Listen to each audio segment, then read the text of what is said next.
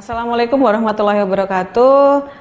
Jumpa kembali itu untuk pemeriksaan ekstremitas ya, ekstremitas dan genitalia. Nanti kita akan lebih banyak membahas tentang pemeriksaan ekstremitas yang sangat penting untuk untuk penegakan klinis dan kelainan pada pasiennya.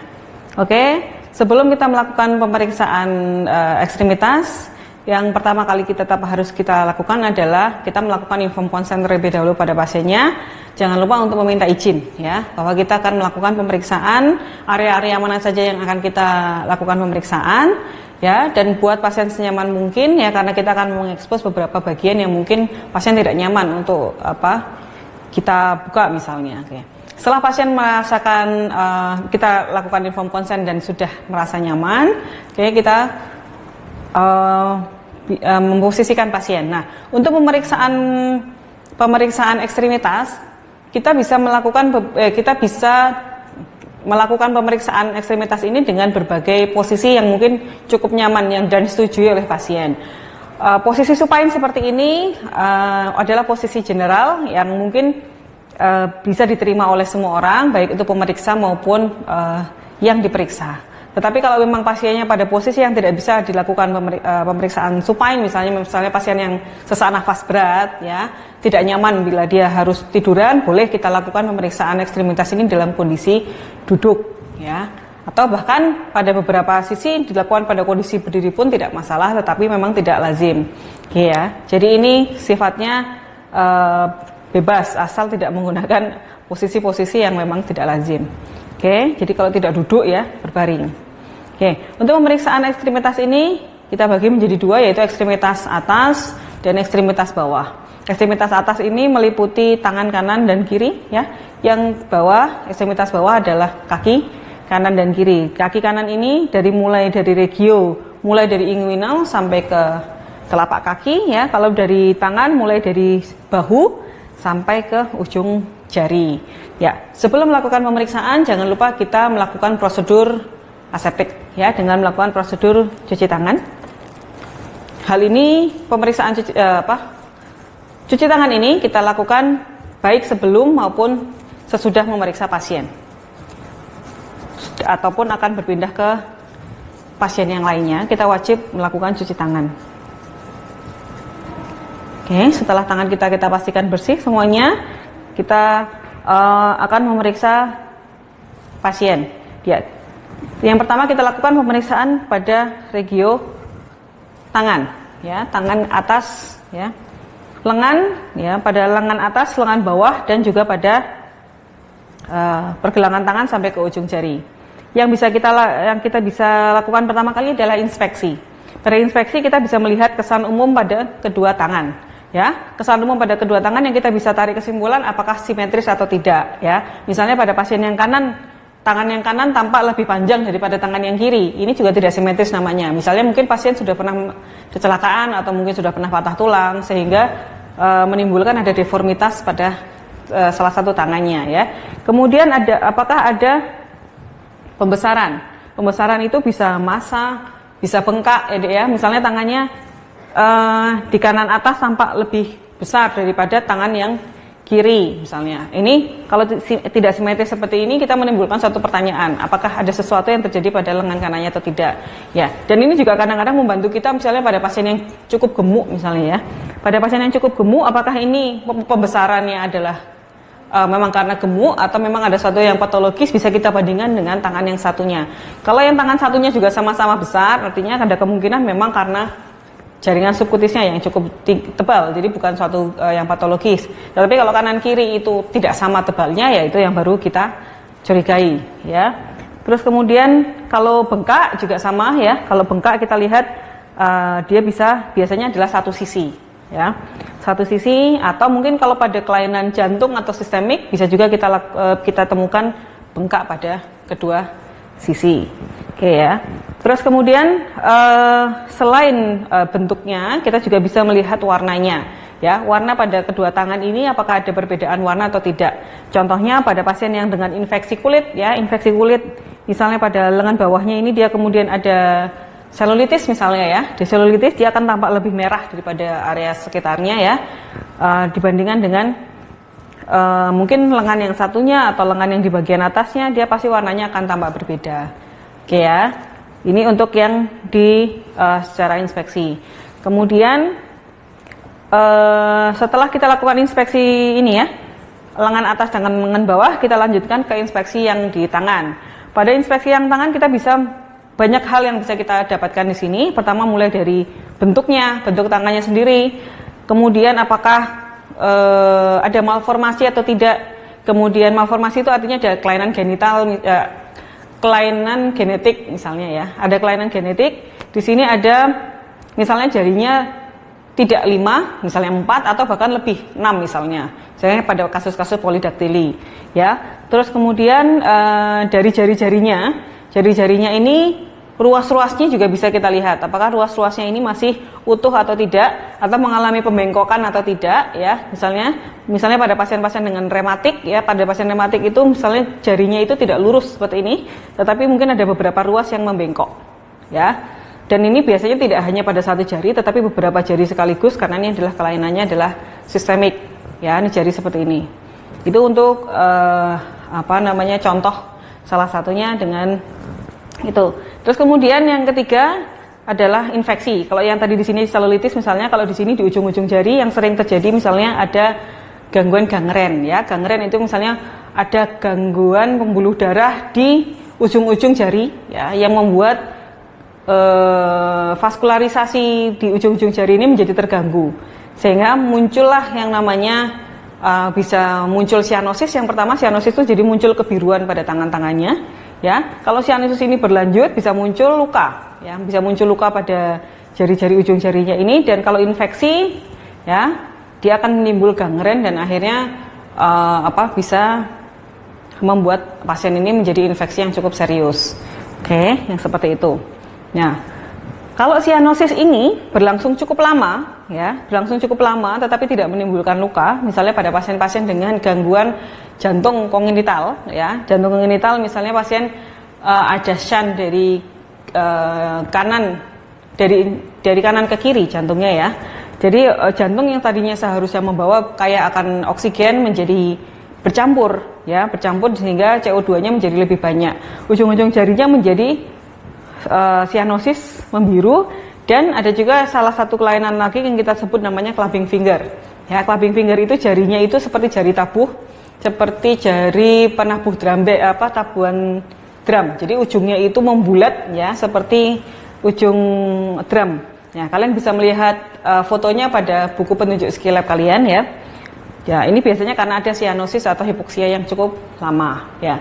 Ciri khasnya untuk clubbing finger itu adalah bila dua jari ini kita katupkan seperti ini, seharusnya pada orang normal itu kita bisa melihat satu celah ya, ada celah di antara dua jari.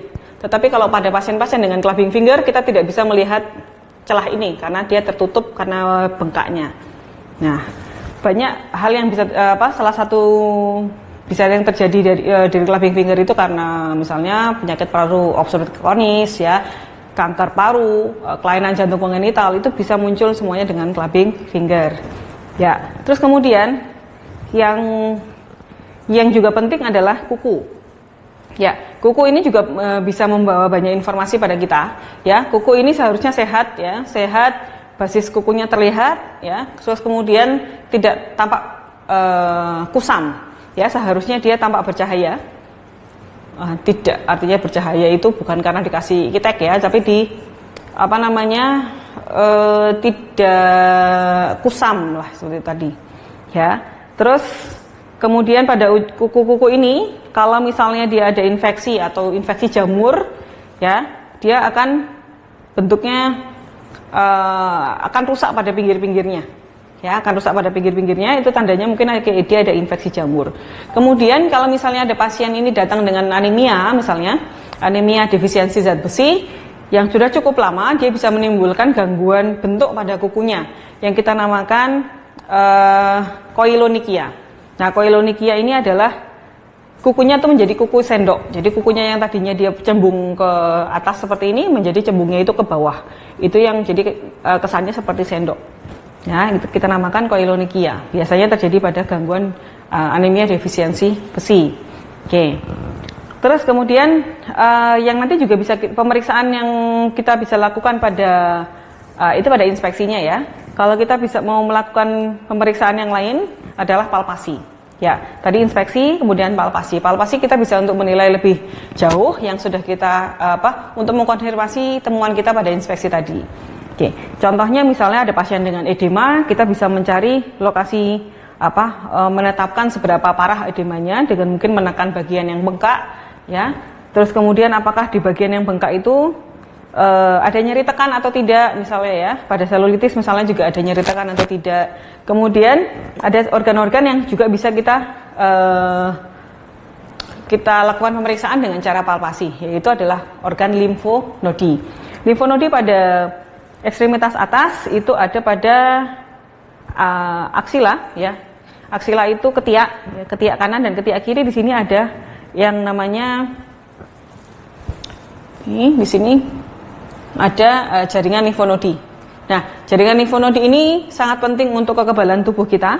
Kalau terjadi infeksi pada bagian-bagian atas dari tubuh, misalnya pada paru-paru, misalnya ada pada payudara, atau misalnya pada di sini otot-ototnya di sini ada mungkin mengalami infeksi, maka biasanya yang akan mengalami peradangan adalah limfonodi bagian aksila. Nah, kalau misalnya limfonodi aksilanya ini terjadi peradangan, maka yang tadinya tidak teraba akan menjadi teraba. Kita bisa merabanya dengan seperti ini. Jadi kita naikkan pasiennya tepat di fossa aksilaris, kita lakukan perabaan. Nah, seharusnya tidak teraba apapun di sini, tetapi kalau tiba-tiba muncul ada suatu massa ya yang mobile di sini, mobile itu bisa digerakkan ya. Kemungkinan besar itu adalah suatu limfonodi aksila. Nah, limfonodi aksila begitu misalnya teraba, kita harus definisikan seberapa besar ya, kemudian mobile atau tidak. Kemudian ditekan ada nyeri atau tidak. Karena kalau misalnya nyeri, kemungkinan besar itu terjadi karena infeksi. Ya, infeksinya itu bisa muncul dari primer dari limfonodinya sendiri atau sekunder dari tempat yang lain. Nah, jangan lupa tetap harus kita cek simetris atau tidak. Ya, yang kanan juga harus dicek. Yang kanan ada apa tidak. Kalau yang kanan kiri ada semua, berarti kemungkinan besar ada permasalahannya simetris dan kanan dan kiri. Tetapi bila hanya ada satu, misalnya hanya ada di kiri saja, berarti kemungkinan besar area yang terkena adalah lokalis yang di area yang di kiri. Oke ya, kita bisa meraba di sini ya, dan di sini. Oke, ini adalah untuk area yang atas. Kemudian nanti kita akan berpindah ke regio yang di bawah. Oke, sekarang kita akan berpindah ke regio ekstremitas yang bawah ya. Pada regio ekstremitas yang bawah ini kita akan menilai mulai dari regio inguinal ya, kanan dan kiri sampai ke telapak kaki. Oke, di regio inguinal ini akan ada beberapa yang bisa kita periksa, yaitu di sini juga kita punya inguinal nodes, yaitu limfonodi inguinal. Kemudian ada arteri femoralis di sini, ya. Kemudian kita juga bisa meraba limfonodi di kanan kirinya, ya. Oke, kita juga bisa mendengarkan bruit pada arteri femoralisnya. Oke, yang pertama kita lakukan adalah inspeksi dulu, inspeksi apakah ada kelainan pada regio inguinalnya, misalnya pada pasien-pasien yang dengan hernia inguinalis ya, itu mungkin kita bisa menjumpai suatu massa yang jendol ya, membesar di regio inguinalnya ini. Ya, kalau kita auskultasi pada benjolannya itu kita mungkin akan bisa menemukan bising usus, karena memang di hernia inguinalis itu artinya ususnya masuk ke dalam kantong hernia pada inguinal. Ya, seperti itu ya. Terus kemudian apakah ada peradangan, kemerahan atau malformasi dari regio inguinalnya, ini juga bisa kita laporkan. Yang kemudian kedua adalah kita palpasi. Kita palpasi daerah inguinalnya, kita mencari mencari limfonodi inguinal kanan dan inguinal sinistra. Ya, sama seperti pada aksila, yang kita nilai adalah pembesarannya. Ya, kemudian ada nyeri tekan atau tidak. Ya, kemudian kalau misalnya pada pembesaran kita harus deskripsikan seberapa besar, mobile atau tidak, ya, konsistensinya bagaimana. Ini harus kita deskripsikan. Nah, kelenjar inguinal ini juga sangat penting untuk kekebalan tubuh, sama seperti yang aksila. Dia akan memberikan informasi pada kita apakah terjadi suatu infeksi atau kelainan yang membuat limfonodi ini menjadi meradang, ya, yang kita namakan lymphadenitis. Oke. Misalnya ada terjadi infeksi pada femur kanan, misalnya limfonodi yang kanan ini juga biasanya akan meradang. Ada infeksi pada telapak kaki kanan yang cukup serius, misalnya limfonodi inguinal kanan kita juga bisa akan meradang, dan kalau ditekan biasanya akan menimbulkan rasa nyeri atau nyeri tekan limfonodi inguinalis kanan. Nah, ini juga akan kita konfirmasi dengan yang di kiri, misalnya di kiri apakah juga teraba. Kalau misalnya ini kanan kiri ada semua, berarti kemungkinannya ada masalah di sistemik pada pasien tersebut, ya. Jangan lupa dideskripsikan ada nyeri tekan atau tidak dan berapa besar pembesarannya. Oke ya, pakai sentimeter biasanya kalau untuk limfonodinya. Oke ya, ini di kanan kiri. Terus kemudian yang ketiga dan tidak kalah penting adalah arteri femoralis.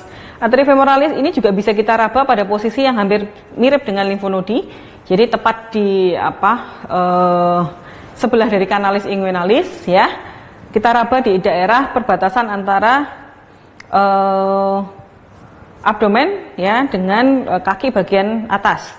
Nah, di situ kita bisa meraba bruit arteri dari arteri femoralis, ya. Kita rasakan di situ, kita raba pakai menggunakan 2 sampai 3 jari saja. Ya, kita rasakan palpasi dari arteri femoralis. Palpasi dari arteri femoralis ini kan sangat penting biasanya pada pasien-pasien dengan trauma, misalnya di abdomen, ya. Sehingga kalau misalnya arteri femoralis tidak teraba, kemungkinan besar ada diskoneksi antara arteri yang di atas dengan arteri yang di bagian bawah.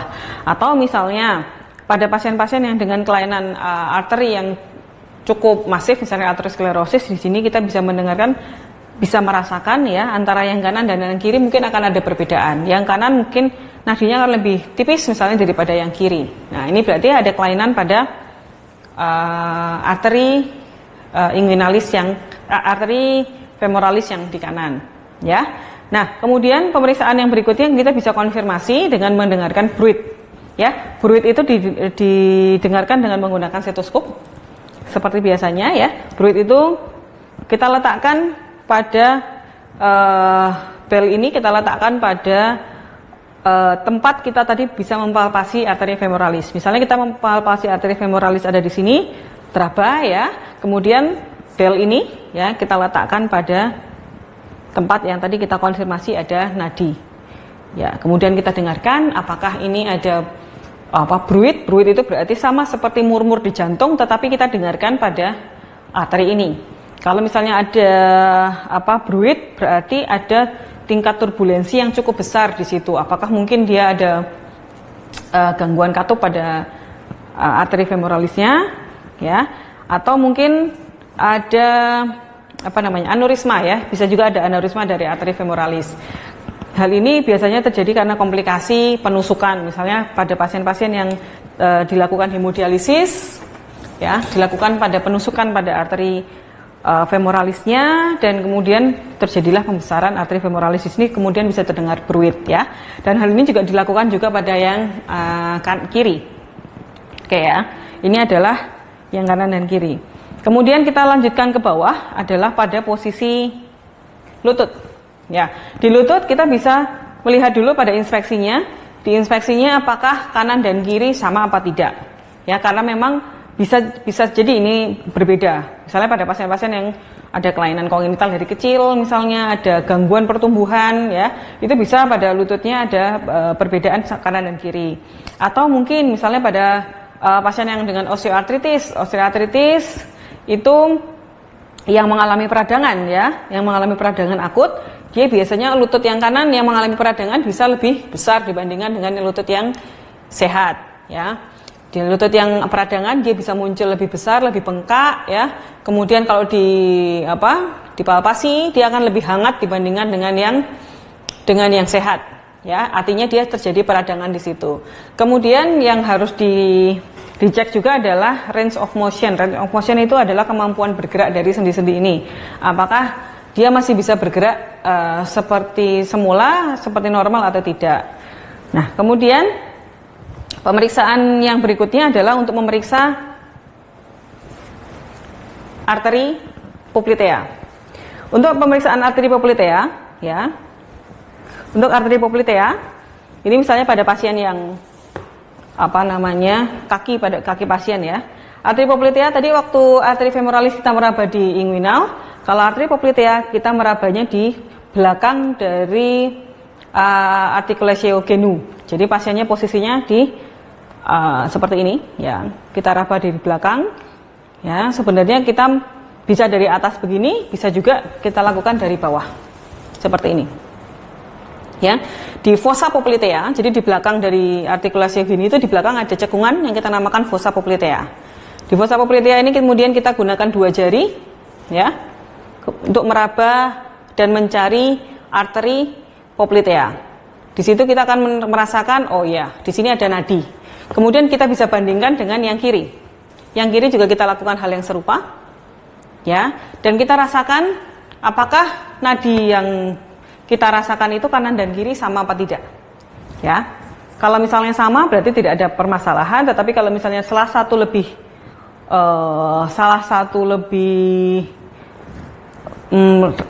lemah daripada yang lainnya, berarti ada kelainan pada sisi yang lebih lemah. Kemudian kita turun lagi ke bawah, yang bisa kita nilai lagi adalah ototnya. Ototnya kita bisa nilai apakah ototnya ada permasalahan atau tidak, misalnya ada atrofi, jadi lebih kecil daripada daripada yang normal, ya. Kemudian ada pembesaran malahan juga, ya, bisa tumor atau mungkin dia seseorang yang melatih ototnya, ya, orang yang melatih ototnya, binaragawan itu juga ototnya pasti akan lebih beda dengan yang orang yang normal misalnya. Terus kemudian turun lagi ke bawah, yang bisa kita lihat adalah arteri. Yang kita bisa nilai adalah arteri dorsalis pedis, ya, dan arteri tibialis posterior. Ya, di sini yang kita bisa nilai adalah patensi dari arteri. Patensi dari arteri kita bisa nilai dari sini, ya, kita raba di sini, ya, antara ibu jari dengan jari kedua ini. Di sini ada cekungan. Nah, di sini adalah letak arteri dorsalis pedis. Kita taruh tangan kita di sini, ya. Ini adalah arteri yang cukup distal, sehingga kalau di sini terjadi gangguan adalah rawan terjadi infeksi di daerah kaki bagian bawah. Misalnya pada pasien-pasien dengan diabetes mellitus, kalau arterinya di sini tidak baik, maka akan mudah timbulnya luka dan akan sulit sembuh. Seperti itu, ya. Kita raba di sini, bisa teraba atau tidak, kemudian bisa kita bandingkan dengan kanan dan kiri, seperti ini. Oke, dengan kanan dan kiri kita bandingkan apakah masih sama pulsasinya atau tidak. Kalau misalnya sudah sama dan masih sama-sama kuat, artinya ini masih baik, ya. Sama juga dengan arteri tibialis posterior di sini. Kita bisa meraba di belakang mata kaki, ya, di belakang mata kaki kita bisa mencari pulsasi dari arteri tibialis. Oke. Nah, kemudian untuk kaki, ya. Untuk kaki yang bisa kita nilai adalah telapak kaki yang bisa kita nilai adalah bentuknya, ya, sama seperti tangan yang atas tadi, ya. Kemudian bisa juga kita lihat apakah ada luka apa tidak, ya. Misalnya pada pasien-pasien dengan osteomyelitis, ya, ada luka pada kaki diabetes misalnya, ya, itu bisa muncul gangren atau bentukan yang hitam-hitam di ujung-ujung kakinya karena ada gangguan vaskularisasi pada ujung-ujung jari. Itu juga bisa. Kemudian yang terakhir adalah capillary refill test. Capillary refill test itu adalah kita menilai kecepatan arteri untuk mengisi kembali, ya, mengisi kembali pembuluh darah yang kita tekan pada saat kita periksa seperti ini. Jadi contohnya di ujung kuku ini kita tekan, itu pasti kuku kita akan menjadi putih. Nah, karena memang di situ kita tidak bisa arterinya kita jepit, tidak bisa mengisi bagian ujung. Kemudian setelah kita jepit, kita pastikan putih seperti ini, kemudian kita lepas. Nah, kecepatan dia untuk mengembalikan warna putih ke merah ini harus kurang dari 2 detik. ya. Kalau kalau lebih dari 2 detik artinya ininya jelek sekali, berarti perfusinya jelek. Bisa lokal karena permasalahan arteri yang di lokal di sini ya. Permasalahannya ada arteri yang di sini, atau mungkin malah sistemik dari jantungnya. Misalnya pada pasien-pasien shock ya. Jadi perfusinya tidak bisa sampai ke ujung, sehingga kalau kita cek di capillary fill time pasti dia akan lebih dari 2 detik karena mompa ke seluruh tubuh itu dia membutuhkan effort yang luar biasa. Oke. Ya. Demikian untuk pemeriksaan ekstremitas pada kali ini. Kita sudah membahas dari ekstremitas atas sampai ke bawah. Semoga bisa membantu pembelajaran kalian pada saat ini. Terima kasih. Wassalamualaikum warahmatullahi wabarakatuh.